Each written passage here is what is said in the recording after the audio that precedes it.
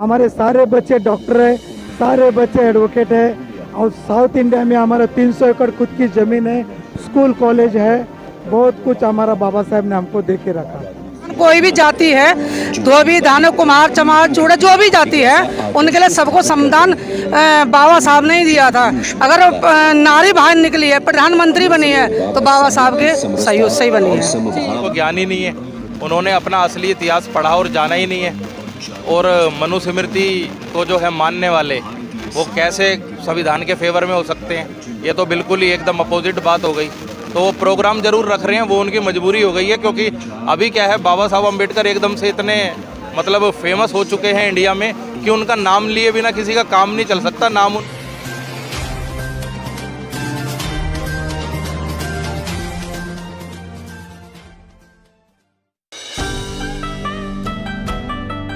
नमस्कार, आप देख रहे हैं एनबी न्यूज़ 24x7 नीलम बोध के साथ। शिक्षा शेरनी का वो दूध है जिसको जो जितना पिएगा उतना दहाड़ेगा। इस तरह की तमाम कोटेशन उस महामानव की रही जिन्होंने इस देश का संविधान लिखा। जी हाँ, मैं बात कर रही हूँ परम पूज्य बाबा साहब डॉक्टर वी.आर. अम्बेडकर जी की, जिन्होंने इस देश के लिए पूरा जीवन समर्पित कर दिया। यहाँ तक कि अपने चार बच्चों की कुर्बानी उन्होंने इस देश के लोगों के लिए दे दी। साथियों, 6 दिसंबर सन 1956 को यही वो स्थान है 26 अलीपुर रोड, जहाँ पर परम पूज्य बाबा साहब ने अपने जीवन की अंतिम सांस ली थी। यहाँ पर बहुत सारे लोग आज आए हैं, उन्हीं से जुड़ने का प्रयास करें। यहाँ पर आप देख सकते हैं मेरे साथ में बाबूजी बैठे हैं। बाबूजी, हाथ में एक पुस्तक है, संविधान निर्माता बाबा साहब डॉक्टर भीमराव अंबेडकर का परिचय। तो जानना चाहूंगी क्या सीखा उनके जीवन संघर्ष से? आज ने आपने सवाल जो पूछा, बहुत अच्छा ही सवाल पूछा। मैं कर्नाटक से साउथ इंडिया से आया हूँ।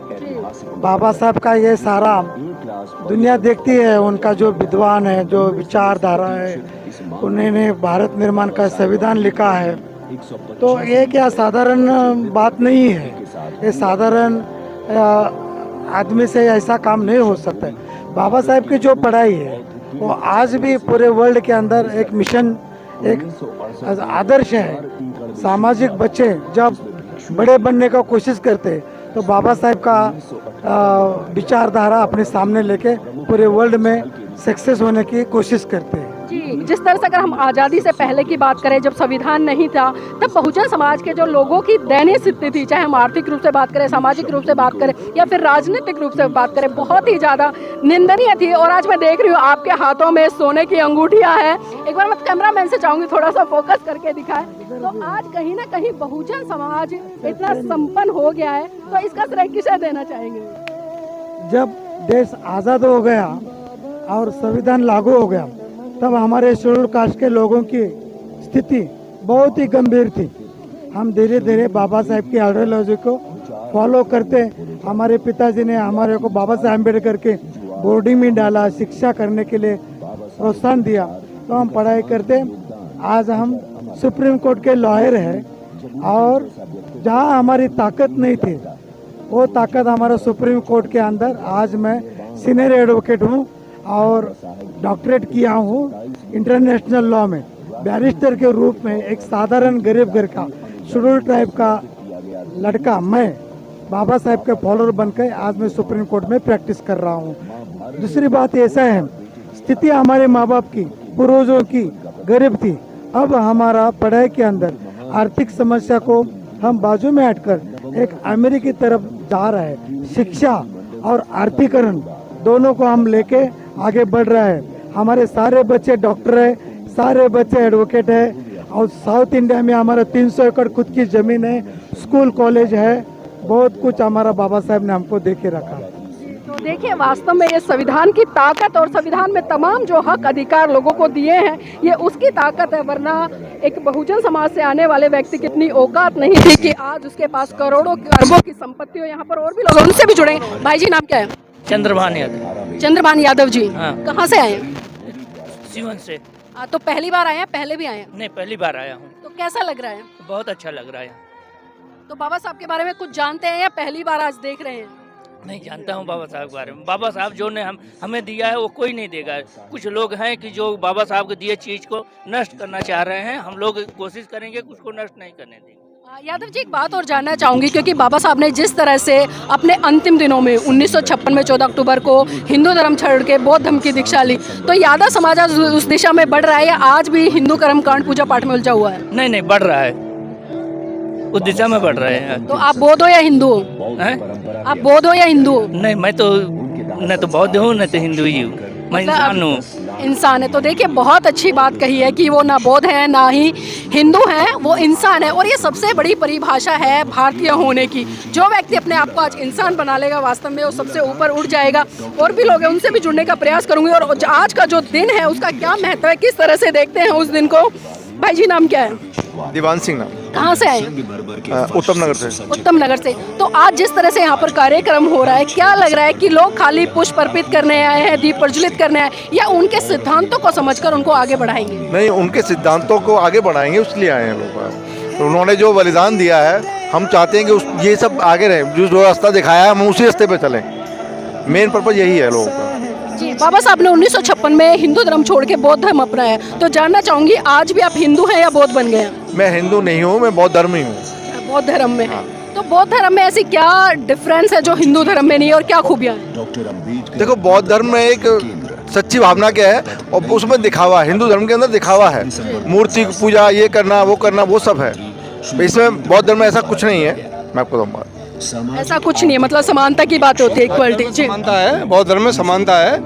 और बौद्ध धर्म जो है एक ऐसा धर्म है जो विश्व को अच्छे मार्ग पे ले जा सकता है।